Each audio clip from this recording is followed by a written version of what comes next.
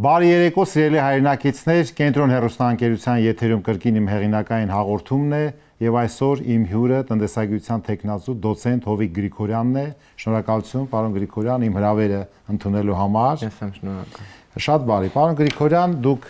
ոչ միայն ուրեմն տնտեսագետ եք, այսինքն ոչ միայն առնչվում եք տեսական, մեթոդաբանական խնդիրներ, այլև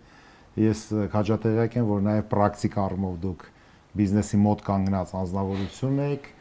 եւ այս առումով քանի որ արդեն 25 թվականը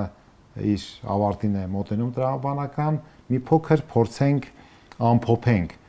Հայաստանի Հանրապետությունը հետ պատերազմական իրավիճակում 23 թվականից հետո Արցախի էթնիկ զտման մեր հայրենակիցների այդ փուլից հետո այսպես կոչված ինչ է կատարվում մեր երկրում ներդրողի աչքերով այժմ նայենք, հաճախ ես ասում եմ բերեք քաղաքացու աչքերով նայենք, այժմ նայենք ներդրողի աչքերով։ Կլինի դա ուրեմն տեղում մեր երկրում ապրող, կլինի օտարերկրյա ներդրող, ինչ է տեսանելի ձեզ համար վերջի մի քանի տարիների ընթացքում ինչ է փոփոխվում, որովհետև մենք պետք է արձանագրենք, որ շատ արագ են պայմանները փոխվում եւ միգուցե 2-3 տարվա իրողությունները այսօր այլ կերպ ենք ընդունում եւ չգիտենք էլ թե 2-3 տարի հետո պայմանները ինչպես կփոխվեն, բայց հենց ներդրողի ռիսկերը եւ նրա հենց պրոֆեսիոնալ, այսպես միտքը այնտեղ պետքա մոդելավորվի, որ ինքը ճիշտ այդ ռիսկերը գնահատի, թե առաջիկայում ինչ է կատարվելու։ Խնդրեմ։ Շնորհակալ եմ կրկին հրավերքի համար։ Ներդրողի աչքերով, եթե մենք փորձենք նայել, ցավոք կանխատեսումներն ու իրողությունները շատ բացասական են։ Հայտնի դեպքից հետո հատկապես Հայաստանի Հանրապետության խոսքը վերաբերում է հեծին, հայտնի դեպքից հետո Հայաստանի Հանրապետության միջազգային ներդրումային վարկանիշը անկում է ապրել, գաղտնիք չէր, որ հենց հեծը ավելի մեծ տոկոսային դիրք ուներ համաշխարհային տնտեսության մեջ, քան ինքը Հայաստանի Հանրապետությունը ներդրումային առումով։ Նաև հենց 2025 թվականի հունվարի 1-ից հարկային վարչարությունում ու հարկային բեռի մեջ տեղի ունեցան բազմաթիվ փոփոխություններ, որը տուրբուլենտության մեջ գցեց տնտեսությունը։ Հիմա մենք փորձում ենք հələ որ ադապտանանք այդ նոր հարկային դաշտին։ Եթե վերցնենք վիճակագրությունը ստատիստիկան, ապա պարզ երևում է, որ ներդրումները մեր մոտ են առաջնային դիրքերում չեն, որովհետև թե օրենքները, թե ներքաղաքական, թե արտաքին գործոնները այնպեսի մի հատ sense կոլապսի մեջ են բերել, որ ներդրողը չունի պատճառ ներդրում անելու Հայաստանի Հանրապետությունում։ Մոտիվացիան չունի, այսինքն չկա այդ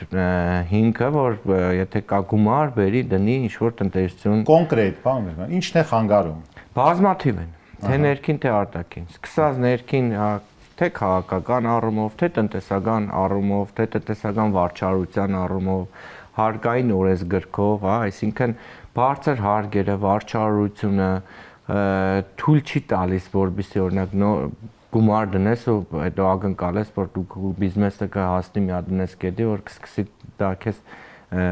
գումարներ հետ։ Ներողություն, այսինքն կարող ենք այսպես արձանագրենք, որ տարբեր ոլորտներում, իհարկե ոլորտները տարբեր են, որովհետև արտադրության մեջ մեկ այլ բան է, գյուղատնտեսությունը մեկ այլ, կառուցապատումը մեկ այլ, այսինքն եղած այսպես ընդհանրական ասեմ, այդ թվում հարկային համակարգի ծախսատարությունը բիզնեսի կազմակերպման եւ այսպես ասած առաջ մղման, որովհետեւ բիզնեսը միայն ընթացիկ ծախսերը չենք, այսինքն միայն արտադրանքի կամ չգիտեմ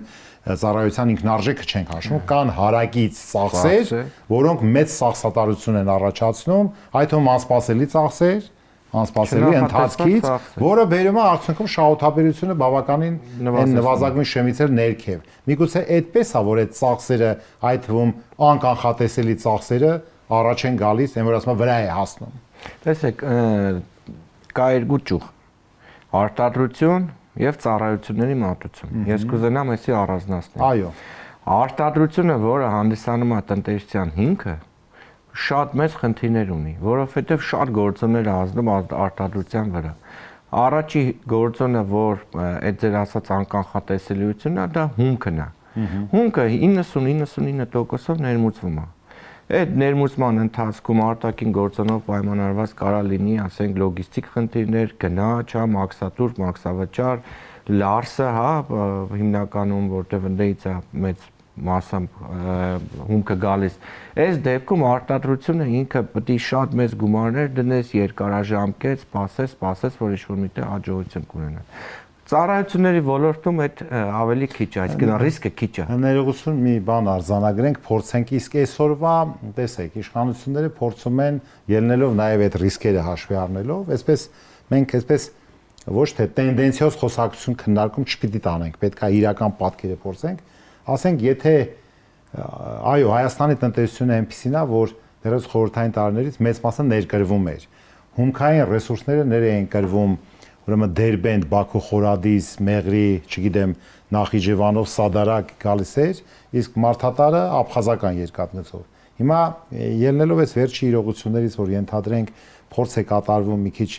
այսպես ապաշրջափակել, ասենք Ադրբեջանից ինչ որ երկաթուղային ճանապարհներ բացել եւ այլն, չնայած կյանքը ցույց կտա թե ինչ կլինի հետագայում, ինչ եք կարծում, այդ հումքի նյութերի ներկրման ռիսկայնությունը մեղմացնելու համար արդյոք արդարացված չի դիվերսիֆիկացումը ուղիների, կապուղիների, ահա։ Իհարկե, եթե չներ այլ գործոններ, ապա նմանատիպ դիվերսիֆիկացումը իհարկե միանշանակ դրական էր հասնելու, բայց այդտեղ անվտանգային խնդիրը շատ ավելի գերակա է, քան տնտեսականը։ Ու այս նույն Թրամփի ուղու, հա, այդ բազմաթիվ թեմ կարված, որ տնտեսությունը հեսա ծաղկել է, ոչ մի բան չի լինելու, որովհետև սրանից առավելագույնը շահելու է Ադրբեջանը, Թուրքիան, Ամերիկան, իսկ Հայաստանը շատ քիչ գումարներ է հատկացվելու զուտ ճանապարհածախսի տեսքով։ Այսինքն մենք կարող ենք արձանագրել ներողություն, որ ընդհատում եմ, որ մեզ պետք է, ինչպես օրինակ ես եմ դրամացնել, ամբողջական ապաշրջապ, ասենք եթե բացվում է Գյումրի կարծը, եթե սկսում է գործել Ղազախ Իջևանը, չեն կարող ասել, որ կապուղիները բացվում են եւ արդեն մի տրանզիտի փոխարեն Վրաստանից եղող մենք ուրիշ այլ ընտրանքներ ենք ունենում։ Ես կկրկնվեմ նորից միանշանակ ձեզ հետ համաձայն եմ, բայց անվտանգային խնդիրներից ելնելով ես իրատեսական չեմ համարում, որ մենք կարող ենք լիարժեք ապաշրջափակման արդյունքում ունենալ կասկածի տակ եք դնում ձեր իրավունքն է։ Հիմա գանք հետևյալին, ուրեմն տեսեք, խոսեցինք հետ գանք ներդրողին, որովհետև ասեցի ներդրողի աչքերով ենք նայում։ Վերջերս ես նայում էի, ուրեմն Ջերմուկում տեղի ունեցել այսպես աշխատանքային մի խորհրդակցություն, թե աշխատաժողով, որտեղ քննարկվում է եւ ես լսեցի ելույթը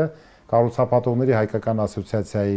նախագահ պարոն Գրիգորյանի ելույթը, մի քանի հարցադրումներ, որոնք շատ արդիական էին։ Օրինակ, վերցնենք, քանի որ այդ կառուցապատման բիզնեսը բավականին լայնված է,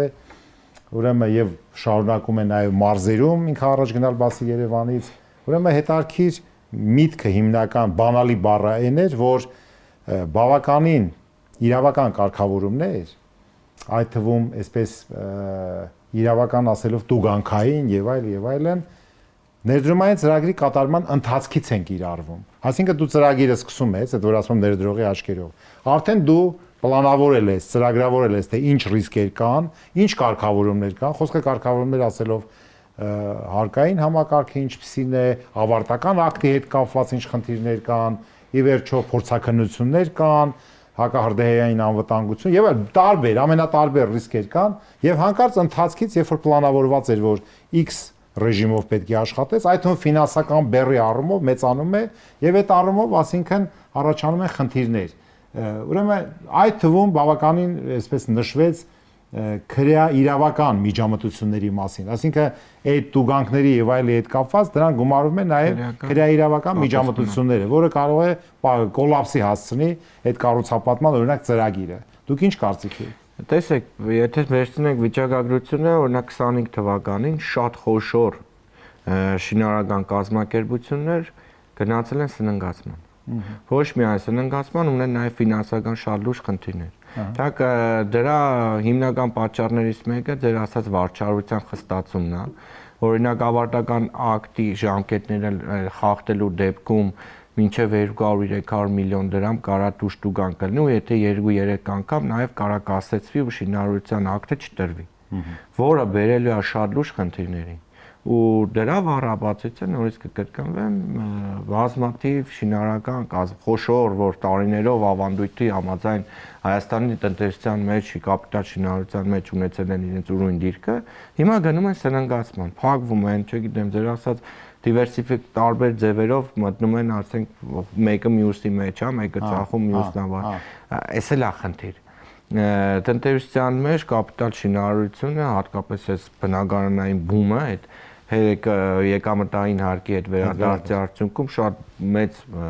ծաղկում կապրեց ու հիմա արդեն 20-26-ին ինքը sense մի հատ լճացման փուլում է կոնկրետ Երևան քաղաքում այսօր մենք ունենք բավականին այսպես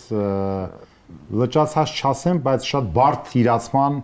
իրավիճակ, ասենք իրացումը չի գնում, հիմա կամ պիտի գները իջնեն, հողը չկա որ կարողանան։ Չէ, ընթացքից գնաց։ Հա, հիմա դե մարզերում են փորձում դա անել, բայց տեսեք, շատ այդտեղ զգայուն պահ է։ Մարզը, բայց Երևան քաղաքին կպած։ Հա։ Ոչ թե ասենք, չգիտեմ, Վայքում, Գյումրիում, Ախուրյանում, չգիտեմ, պահանջակ չկա այնտեղ։ Օձունում, այ Երևան քաղաքի կպած, այսինքն փողոց օրինակ Բագրևան փողոցի աջ կողմը Երևանն է, ձախ կողմը Կոտայքն է։ Ինչի Զովունին, չասած նույն Զովունին, նույն աշտարակը, հա, աշտարակի հարող ճանապարհատված։ Այսինքն օրենք ընդունվեց, որ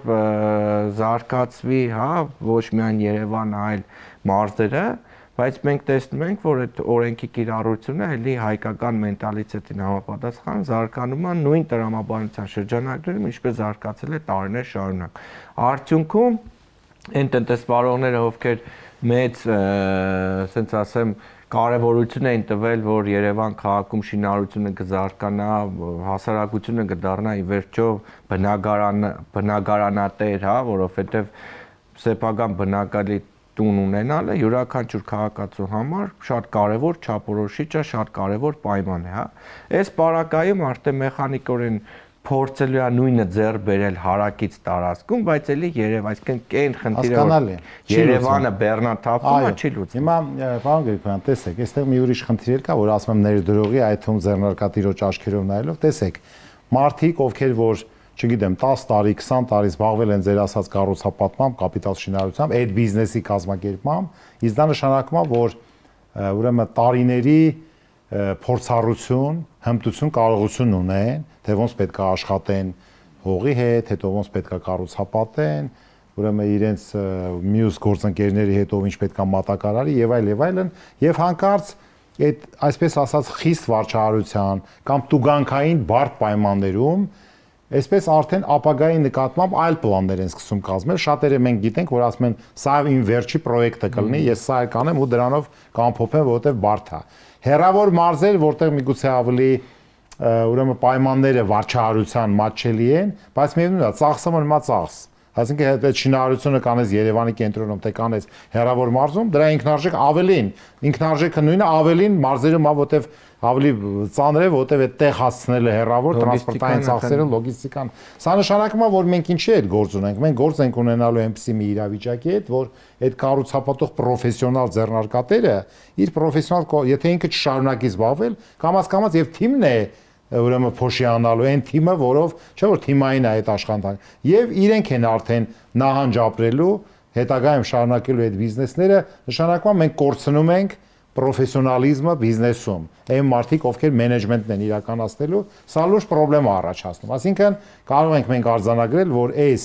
խստացումները միջամտությունները կրկնում եմ ընթացքից նոր կարգավորումներ ներմուծելը այդ թվում է ծրագրերի համար ինքը խնդրեմ առաջացնում եւ ժամանակին ես ուրեմն ներկայացրել էի 2-3 անգամ ներդրումային ծրագրերի աջակցության մի օրենքի նախագիծ, որը վերաբերվում էր ներդրումային ծրագրերի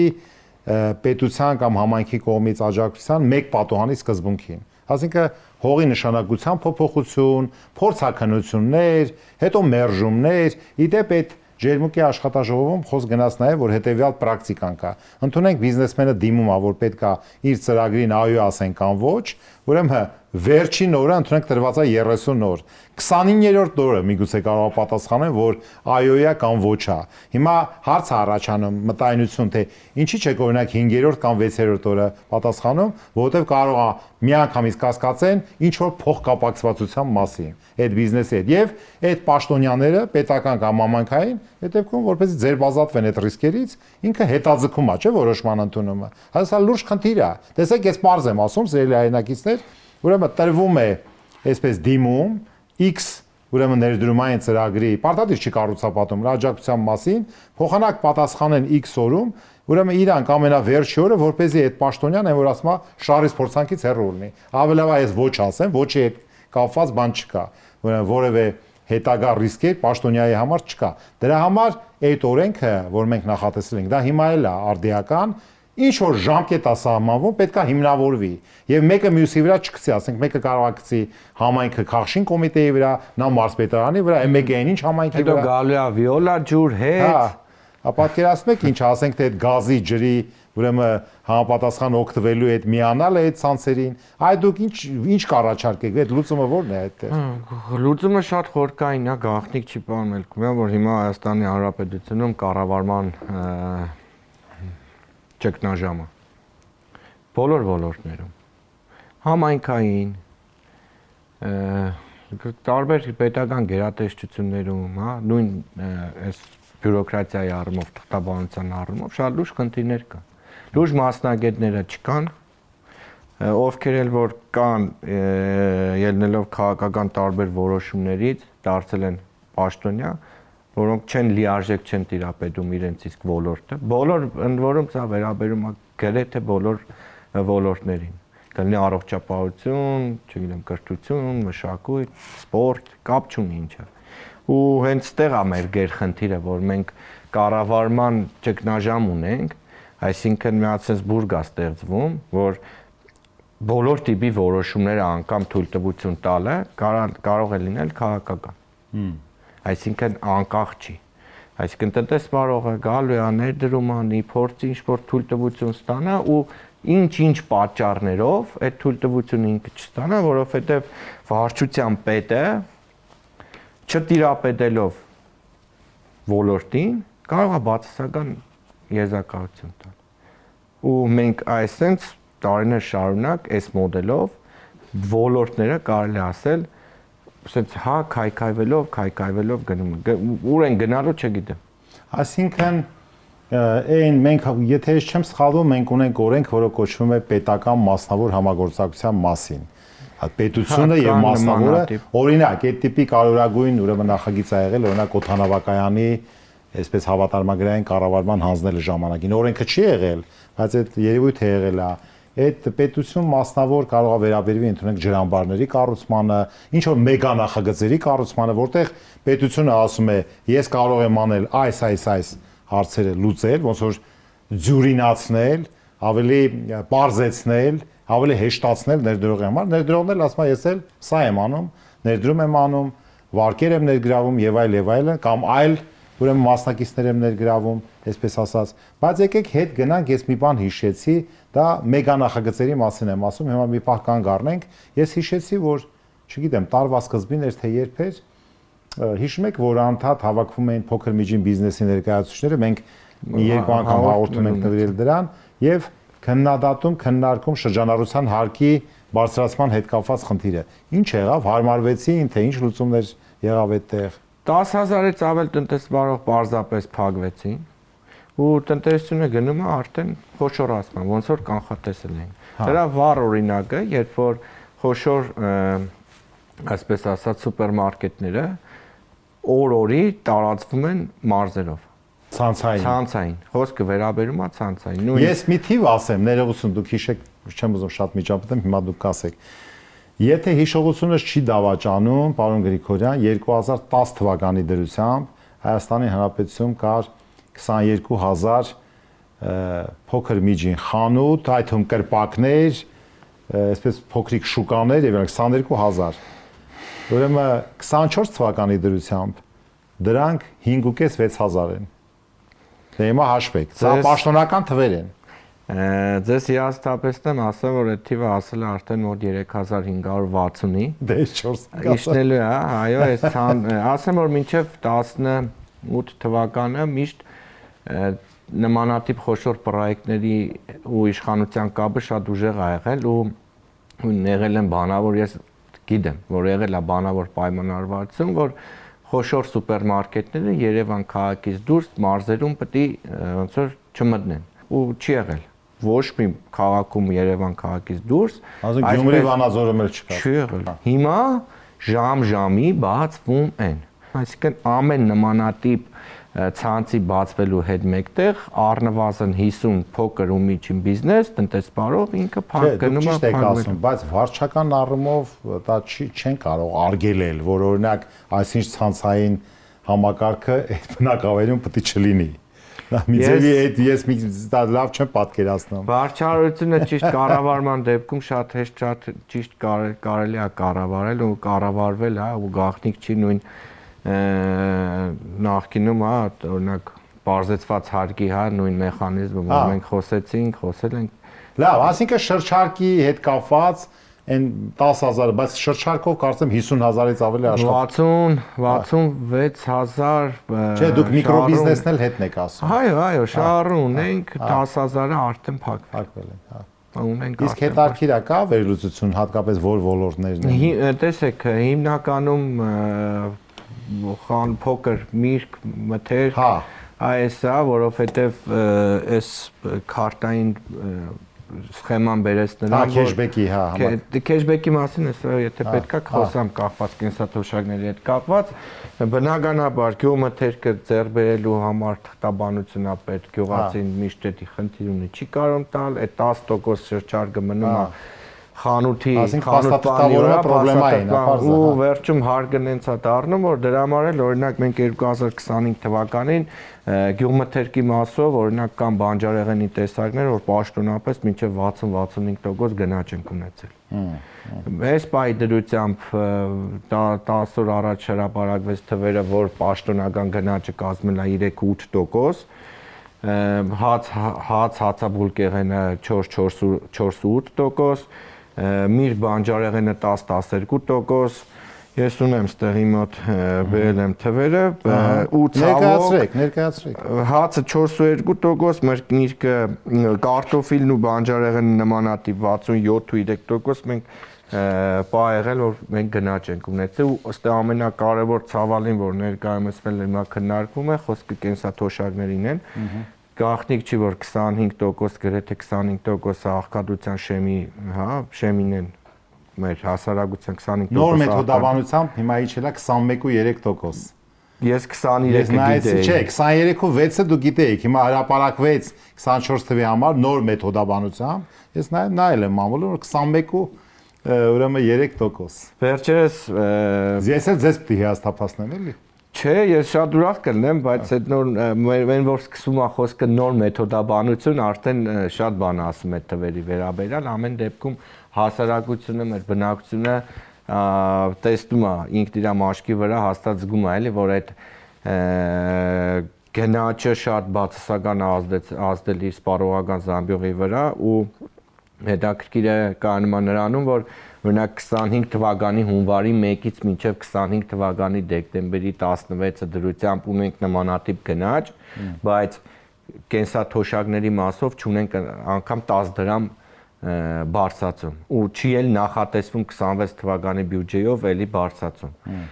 Խոսվում է որ քեշբեքերը, հա, 20% մինչև on-line առևտրի դեպքում քեշբեք ալնելու կենսաթոշակներին, բայց եկեք ստեղ էլ փաստենք, որ այդ քեշբեքը դրված է տնտեսվարողի վրա, իսկ այդ տնտեսվարողը այդ 20%-ը տալու է գնաճի միջոցով։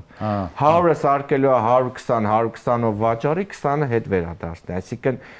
տատիկ պապիկների կյանքում, թոշակառուի կյանքում ոչ մի դրական տեղաշարժ չի ունեցել, այլ ընդհակառակը ավելի ավատացած, այսինքն նույնիսկ եթե չենք խոսում ինչ-որ տենց խոշոր գնաճի մասին, գիտեք, գոյություն ունի բնական արժեզրկում ինֆլյացիա, բնական գնաճ, անգամ պետությունը դրա դիմաց չի պայքարում։ Օրինակ մենք շատ ենք սիրում, հա, համեմատականներ բերել այլ պետությունների հետ, հեռու չգնանք, հարևան Վրաստանը։ Պետական պարկի ու հնայի տարբերությունը նվազել է, արդյունքում նաև բարձրացել է կենսաթոշակը։ Նայում եք ցուցանիշները, մինչև 70 տարեկանների համար թոշակը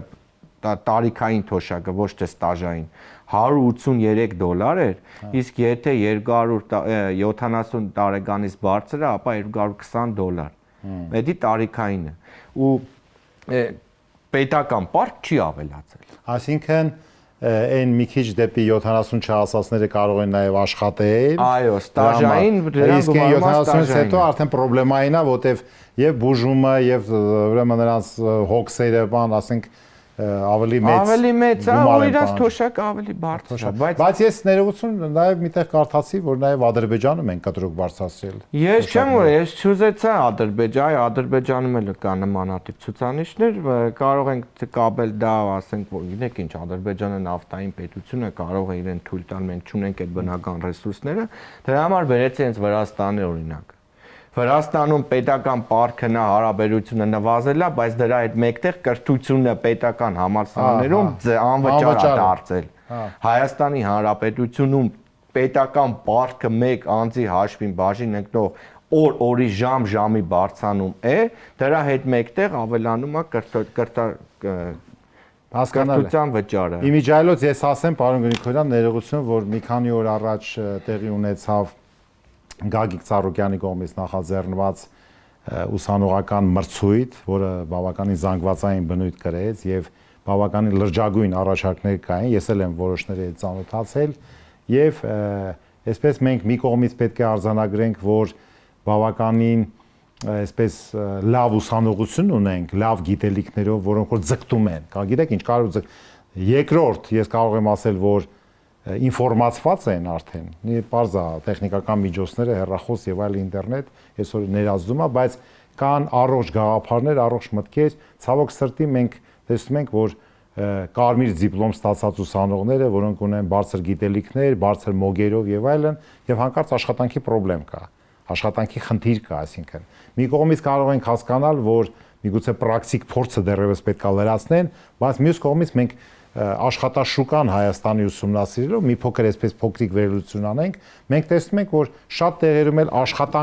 աշխատող չկա համարժեք, հայտում ծառայությունների ոլորտում, ասենք լավ ներողություն արհեստավոր, լավ մասնագետներ պայմանական ասեմ, միշտ պահանջար կա, որոնք չկան եւ հաճախ մենք տեսնում ենք, որ ծառայություն մատուցողների մի մասն էլ այն մակարդակի են, որակի ծառայություն չի մատուցում, բայց գները մենք տեսնում ենք, թե այդ ծառայության գները վճարը, մենք էլ հաճախ զարմանում ենք, ասում են, ոնց այսքան։ Մարդիկ սկսում են զարմանալ, թե այդ գները այդ ծառայության մատուցման։ Ես բարձ ծառայություններ եմ ասում։ Ասենք թե ինչ որ բանվորը իր երթին, բանվորը 15-ից 20,000 դրամ է, ես միշտ օրական, հնդիկը 12,000։ Հիմա այն որ պետքա մի հատ ինչ որ փոքրիկ վինտիլ ձգեն, մի հատ ինչ որ սանհանգույցի, ինչ որ սանտեխնիկայի փոքրիկ բան անեն, նվազագույն բանը գալիս է, ասենք մի կես ժամ գործ անում, 20,000։ Այդ 20,000-ը արդեն այն որ ասում արդեն սովորեցնում են, հոգեբանորեն, մարդիկ էլ չեն զարմանում, ասում մեկը մեկին զանգում, ասում հա, ում հարցում ես, ասում դե տենց է, հիմա այդ չէ կյանքի բան ենք, չէ ասում։ Հիմա ասենք թե գնում ես հանրային սննդի օբյեկտներ, մեկ էլ տեսնում ես որ այսինչը սենց ամենյուն, հա դու նորմալ է։ Այսինքն մարդիկ Սիրելի հայրենակից, ես մի հետաքրքիր բան եմ ուզում ասեմ, այլևս փորձում են իրենց համոզել, մարդիկ, քաղաքացին, ինքը իրան ուզում է համոզի, դե նորմալ է որ թանկ է, բայց այդքան պետք է, եթե դու ուզում ես որակյալ ծառայություն ստանաս, որակյալ սնունդ ստանաս, դա շատ նորմալ, բայց արդյոք ստանում ենք այն ինչ որ պետք է, ես ուզում եմ, արդյոք մենք ստանում ենք այն հանրային սննդի օբյեկտներում եւ մյուստեղ ծառայություններում, այն ինչին համարժեք այդ վճարը կատարվում է։ Մի քիչ հարաբերական է այդ ձեր ասած գին որակ համեմատականը տանելը, բայց որ մեզ մոտ մեր գնային սեգմենտը նույն ծառայությունների ոլորտում բարձր է համեմատելով համաշխարհային, հա, տնտեսություններում այդ փաստ է։ Օրինակ նույն Ռուսաստանի Դաշնությունում, հա, շատ ավելի էժան է այն ծառայությունները, նույն ռեստորանային բիզնեսը եւ այլն։ Միայն միգուցե Մոսկվա, Պետերբուրգ։ Նույնիսկ մենք տվել անցել ենք Մոսկվայի գներին, պարոն Մելքոմյան։ Դա ոնց եք բացատրում։ Ոնց եմ բացատրում, շատ գործոններ կա օբյեկտիվ ու սուբյեկտիվ գործոններ, քանի որ քիչ է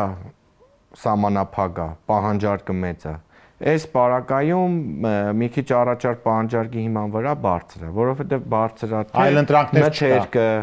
թե աշխատուժը, հա, ամեն ինչը մեր մոտ բարձրացել է, ու շատ մենք համաշխարհային մակարդակով գների սանդղակով այն top տեղերում ենք։ Ես ինքս Եվրոպայում համեմատել եմ գները, շատ գներ,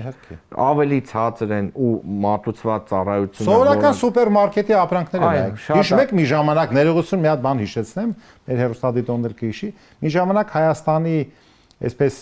տնտեսության հարաբերական առավելություններից մեկը հարաբերական այն էր, որ աշխատուժը էժան է, օրինակ եթե դուք նայում եք բրենդային տարբեր ապրանքներ, այդ թվում հագուստ եւ այլն, մեկ էլ տեսնես, որ ասենք թե ուրեմն արտադրանքը արտադրված է Վիետնամում կամ արտադրված է նախկինում Բոսնիա-Հերցեգովինայում, Ինդոնեզիայում։ Կամ ելնելով նրանից, որ ուրեմն այս բրենդը գտել է նպատակահարմար, որ ինքը պետք է այդ արտադրությունը կազմակերպի այնտեղ, որտեղ աշխատուժը էժան է։ Մեզանում էլ կար, իսկ հիմա մեր մոտ այդ հակառակը, այնտեղ տոլինգ է կոչվում տնտեսագիտության մեջ։ Օրինակ Չարենցավանի կարի ֆաբրիկաներից մեկը տես տոլինգով իտալական արտադրանք էր թողարկում, այնտեղ ոչ մի բան չէր երևում, որ դա Հայաստանում արտադրված։ Ուղղակի վաճառում։ Այո, եւ վաճառում էին։ Հիմա գալու, ասինքն մենք ես ուզում եմ այս թեզը մի հատ նորից արձանագրենք, մեր համակարգացիները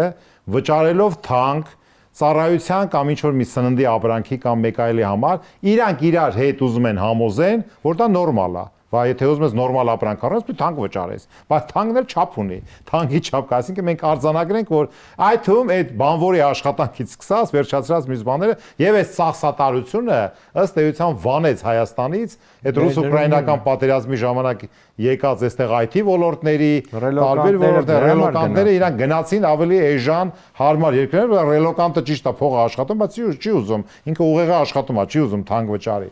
Հիմա մենք գալով Երևի այս շղթայական այսպես քննարկեցինք մենք կառուցապատման բիզնեսի հետ կապված հարցեր, տեսեք, մեզանում, եթե դուք հիշում եք, կիրառվեց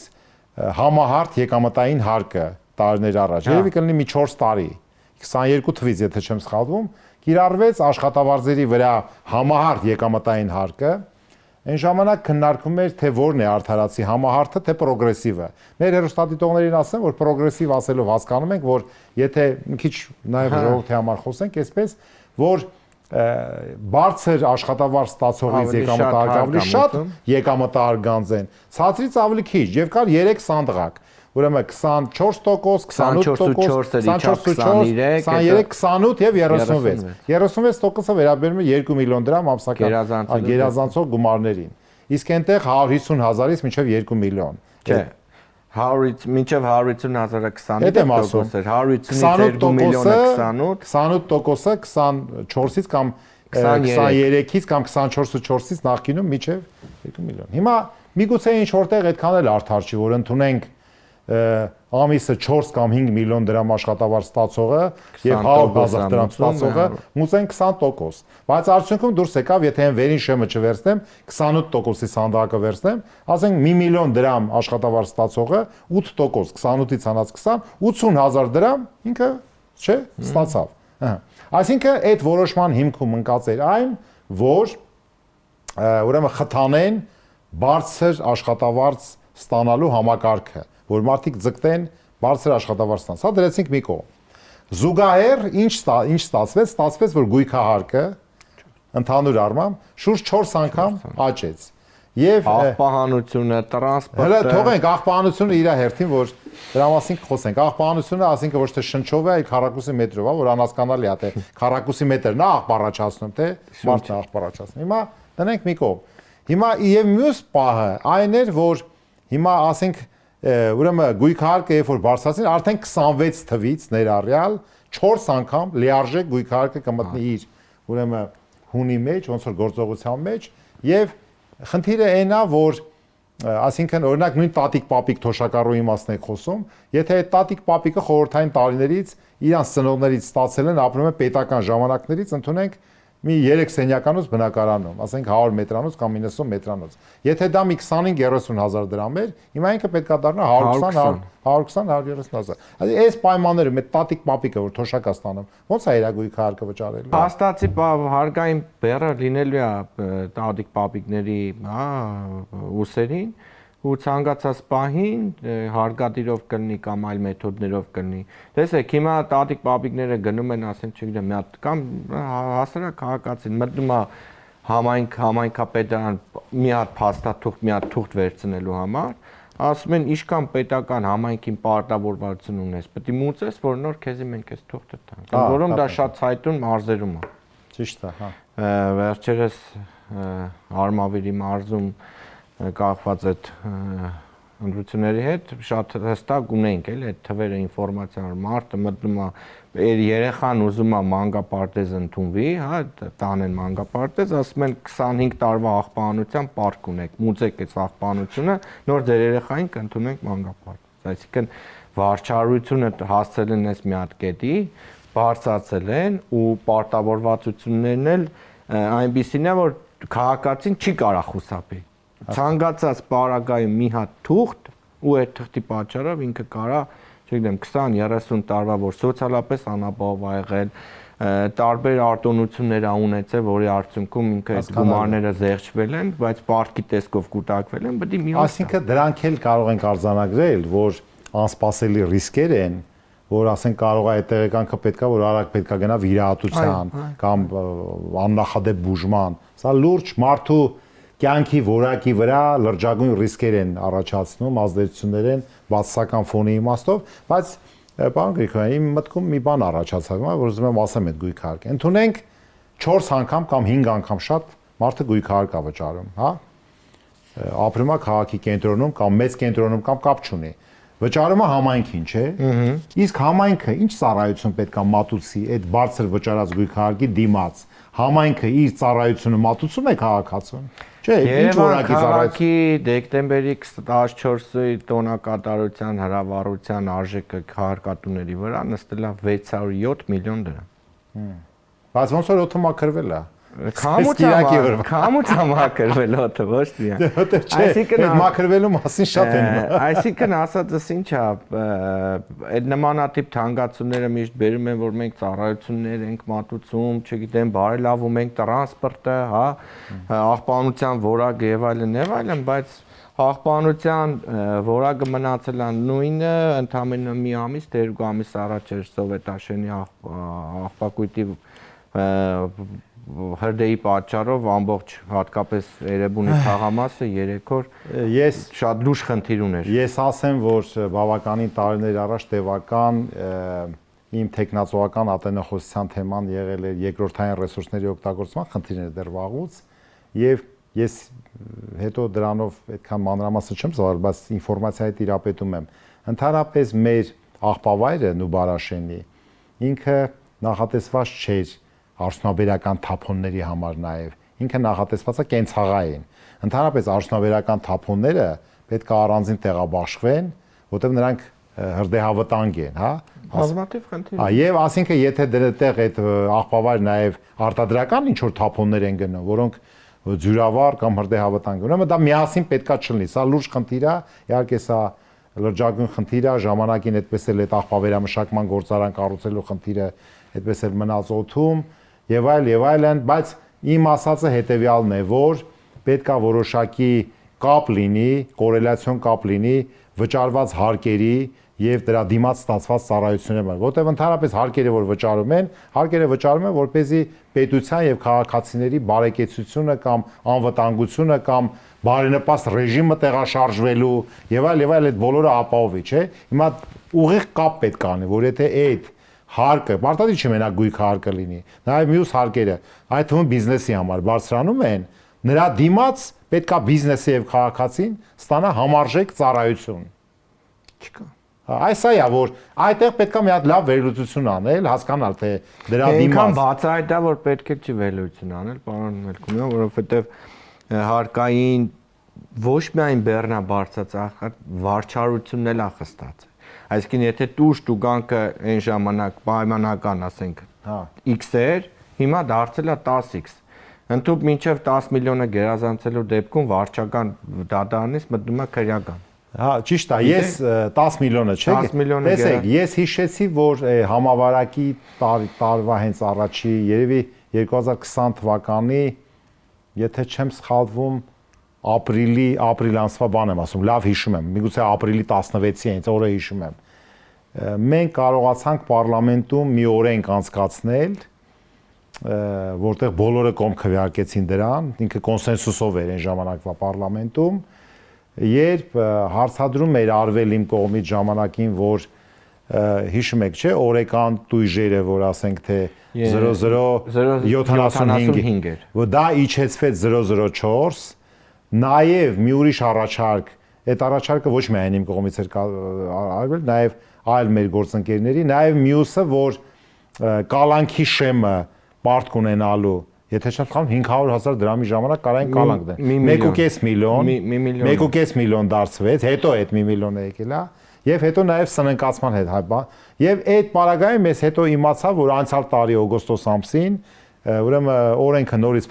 փոխել են, ասինքն կոവിഡ്ը անցել է, հիմա այդ օրենքը տուժի հետ են բերել, էլի 007, ասինքն 004-ը հետ են տարել 070-070։ Դրա այդ մեկտեղ նաև վարչական կա, գիտեք չէ։ Հա, իհարկե։ Բացի օրական տուժ-տուգան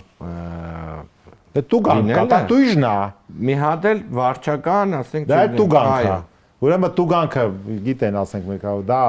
միանգամյա, ուրեմն ռեժիմը, իսկ ասենք տույժը հաշվում է օրերով եւ ինչ որ կանգնում է միտեղ, ինչքան որ ասենք ընդհանուր իր ապարքն է այդ հարկային։ Ու գիտեք այդ արկիրը որն է, պարոն Մելքոնյան, այսքանի հետ մեկտեղ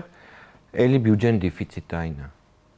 Էլի հավաքագրման խնդիր կա, էլի պակասուրտը կա, էլի պետական նախատեսվածա որ 26-ին էլի պետական պարտքը ավելացնելու են։ Եվ ամփոփում ենք հաղորդում, պարոն, պետական պարտքի մասին դուք ասեցիք կուզենայիք ինչ որ հարցադրումներ անել, խնդրեմ, ի՞նչ է կատարվում մեր պետական պարտքի հետ։ Թե շնորհավորում եմ մեր հայրենակիցներին, 1 տարվա ընթացքում գրեթե 1 միլիարդով նորից պետական պարտքը ավելացավ, խոսքը վերաբերում է դոլարին։ Ընդ որում շատ եմ ցավում, որ նաև դրա դիմաց տոկոսադրույքներն են 71%-ով եվրոբոնդ ծախեցին մայիսին։ Հա։ Ընդ որում կուզենամ ասեմ, որ պետական պարտքի արդեն 2026 թվականի դերը պետական բյուջեի ծախսերում դրույթներից երրորդն է։ Այո։ Առաջինը պաշտպանական, հետո գալիս է սոցիալական, երրորդը արդեն գալիս է պետական պարտքի կառավարում։ Այո։ Ու այստեղ մենք շատ լուրջ խնդիր ենք ունենալու։ Իհարկե, ընթացիկ տարվա ընթացքում կարծեմ 395 միլիարդ դրամ էր նախատեսված 25-ի համար։ Ավելի շատ է։ Հա, հիմա չէ, 26-ին է հիմա ավելի շատ անում։ Որտեղ մայր գումարի հետ կապված հարցեր կա։ Ոչ միայն մայր գումարը, այնտեղ փորձում են վերաֆինանսավորման տոկոսադրույքը բարձրացնել, բայց ամեն դեպքում ունենք այն ինչ որ ունենք։ Ու երբ որ մեկնաբանվում է որ ու ամեն անգամ տարբեր պատճառաբանություն է բերվում, թե ինչի այդ պարտքը։ Բարդ Գրիգորյան, եկեք էլի միած sense անկեղծ խոսենք։ Տեսեք, պարտք եթե տալիս են, այդ ված չի։ Այսինքն փողը